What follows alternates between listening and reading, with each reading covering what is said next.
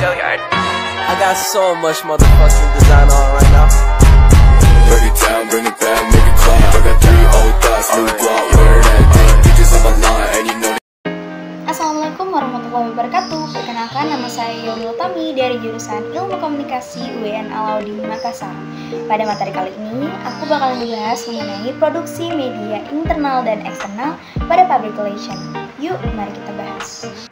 Masalah penting yang dihadapi oleh perusahaan-perusahaan saat ini adalah masalah hubungan, yaitu relationship, baik masalah dari luar ataupun permasalahan dari pihak perusahaan itu sendiri. Di saat arus globalisasi yang tidak terbendung lagi, perusahaan harus bisa menyesuaikan diri, dan masalah hubungan menjadi hal yang sangat penting. Permasalahannya berkisar pada pertanyaan bagaimana membangun dan mengembangkan hubungan baik antara perusahaan dengan publik demi tercapainya tujuan perusahaan.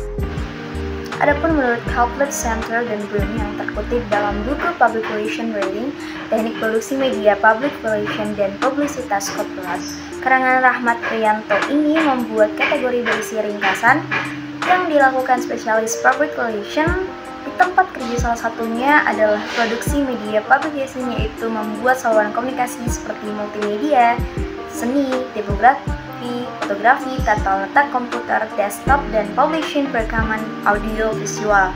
Pada komputer desktop, publishing merupakan sebuah revolusi bisnis di dalam industri komputer. Oleh karena itu, dibutuhkan kesiapan public relation harus mampu secara kreatif dalam memanfaatkannya. Public relation harus mampu secara kreatif memanfaatkan media untuk membangkitkan citra positif dari institusi atau merek perusahaan. Untuk itu, bagi praktisi public relations sebaiknya memahami proses. Nah, pada pembahasan media internal public relation adalah suatu sarana penyampaian dari penerimaan informasi di kalangan publik internal perusahaan dan biasanya bersifat non-komersial. Penerima maupun pengirim informasi adalah orang dalam atau publik internal terdiri atas pimpinan, anggota, pegawai, maupun unit-unit kerja yang ada di dalam perusahaan tersebut.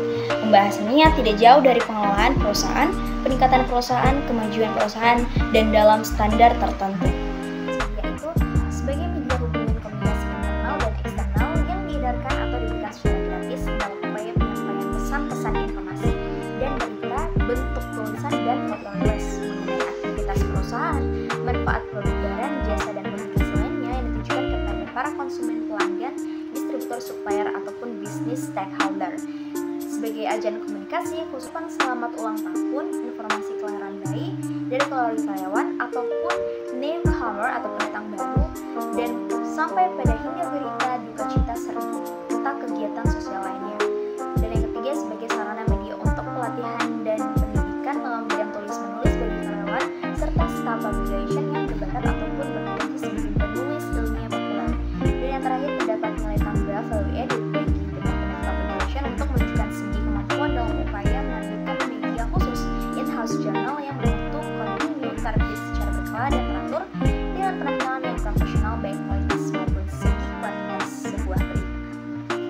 Bahasan bentuk-bentuk media internal. Pada deskripsi media internal yang baik adalah media yang tidak hanya memiliki sifat satu arah, yaitu dari atas ke bawah, melainkan juga dari bawah ke atas dan diedarkan ke seluruh karyawan yang berada di pusat dan daerah. Prajaskin menyebutkan terdapat 5 bentuk utama media internal. Yang pertama, the sales bulletin atau sebuah buletin sebagai media komunikasi reguler. Dan yang kedua, the newsletter, berisi pokok-pokok berita yang diperuntukkan bagi pembaca yang sibuk. Dan yang ketiga, the magazine, berisikan tulisan berbentuk feature, artikel, gambar, foto yang diterbitkan setiap bulan ataupun 3 bulan sekali. Dan yang terakhir yaitu the tabloid newspaper, mirip sebuah kabar populer umum dan berisikan pokok-pokok berita yang penting, berisikan artikel pendek dan ilustrasi yang diterbitkan minggu-mingguan, bulanan, ataupun setiap 2 bulan sekali. Dan yang bagian terakhir yaitu the wall newspaper, bentuk media komunikasi staf atau karyawan di satu lokasi pabrik perusahaan atau pasar swalayan di Indonesia yang dikenal dengan surat kabar atau majalah dinding. Nah, itu dia tadi pembahasan mengenai public internal dan eksternal pada produksi media. Sampai sini dulu pembahasan kita. Saya akhiri dengan ucapan wabillahi taufiq wal hidayah. Wassalamualaikum warahmatullahi wabarakatuh.